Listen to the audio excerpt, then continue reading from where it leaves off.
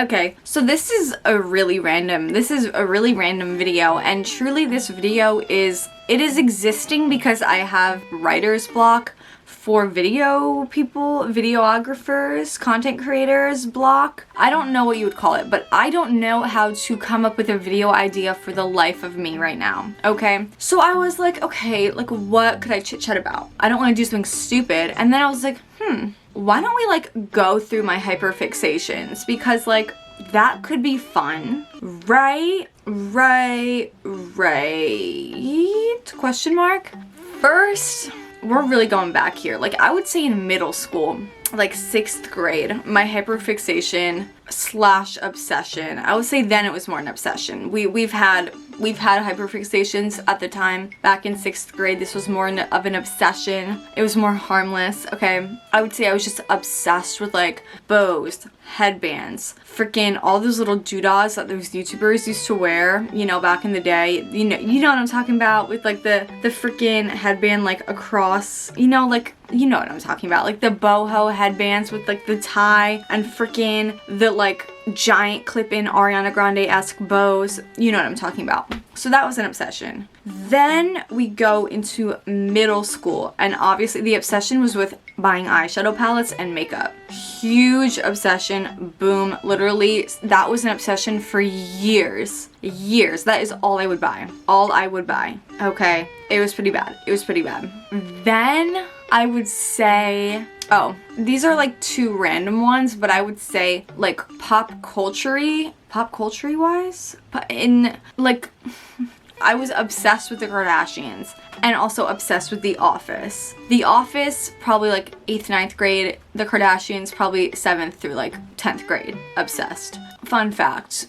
That I was pretty obsessed with the Kardashians, like pretty obsessed. The Office, I would just quote them all the time. Oh yeah, and then I also got into my like Animal Crossing obsession. That's what it was. Yep, because during COVID we got into the Animal Crossing hyperfixation. That was a big one. That was a really big one because that one was starting kind of before COVID. I was playing like the old games, but then when COVID happened, oh, it was so bad. I was on that thing 24/7. I wrote one of my college essays about Animal Crossing. That's what obsessed I was. That is so true. I was so obsessed with Animal Crossing. It was so bad. It was so bad. So bad. You know, oof. Then I would say college, the hyperfixation moved into anime.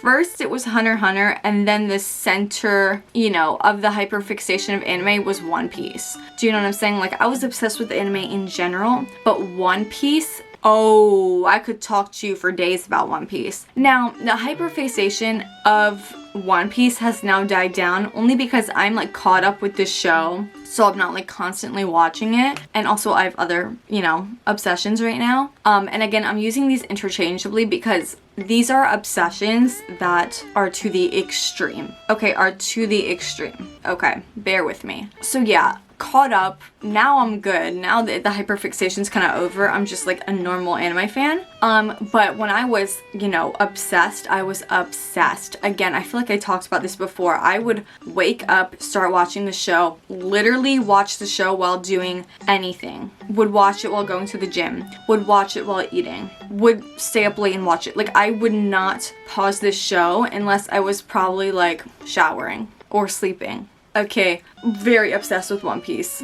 Hunter x Hunter, then One Piece. One Piece was like the worst of it though, like extremely obsessed, unhealthily. And then I would say after that, honestly, after that whole hyperfixation, I think it went to like plushies. Like, you know, we just started collecting all the plushies once I came back home for school. And then that was like a big fixation. Like, I still love plushies, but like before I felt like I needed them. Now I'm like, oh God, we have a little too many. Like, did that really just die on me again? No. Yeah, that's what I thought. Now I'm like, I have a little too many. Like, I still want to collect like the Hello Kitty ones, but I'm like, we gotta slow our roll here. Oh, hell no. Oh, Hell no, I know that I did not die. We must continue. We must continue. Okay. So yeah, I would say it was plushies. Also simultaneously, you know, anything Barbie, we started obsessing, you know. During Barbie summer, I had to get everything Barbie related, which I still love Barbie, but like, we were really obsessed. We were really obsessed. And then again, during this time, pink. Pink became like, I needed everything pink. And now I still get everything pink for like aesthetic purposes. But at the time, again, like I was obsessed with pink.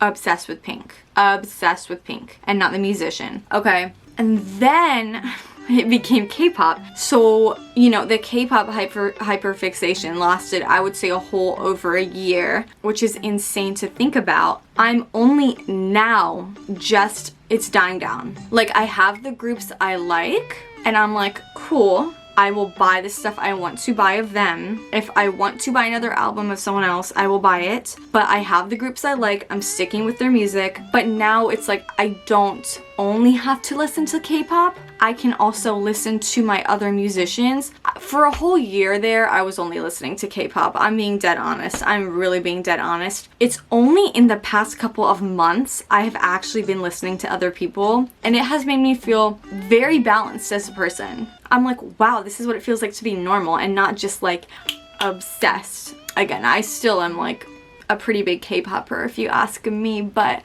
you know, we're definitely a little mentally better. Hyperfixation now? Definitely with AliExpress. That one has been lingering, but like buying things on AliExpress is just, it's just fun to buy things. I'll just buy things, which is an issue. It's like, it's so cheap that it's not like it's hurting me because these items are so cheap that it's like, okay, it's not that deep, but it's like, I'm like, why did I buy this? Why do I have this? What, like, I'm just looking at my onesie I bought. I'm like, that was impulsive. I mean, I'm happy I bought it, but like, there's so many things in this room that I'm just like, yep, that was from an AliExpress impulse buy. Yep.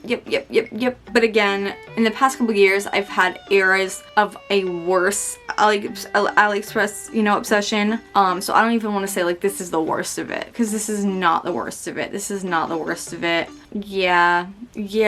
These are just the main like ones that jump out at me. I've had in the past, I've had other obsessions with like Shane Dawson, unfortunately.